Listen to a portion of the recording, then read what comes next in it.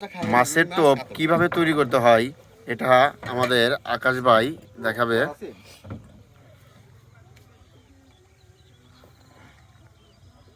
মাছের টোপ বানাচ্ছে আকাশ ভাই, প্রসেসিং চলছে। মাথাটা ফালা দিস।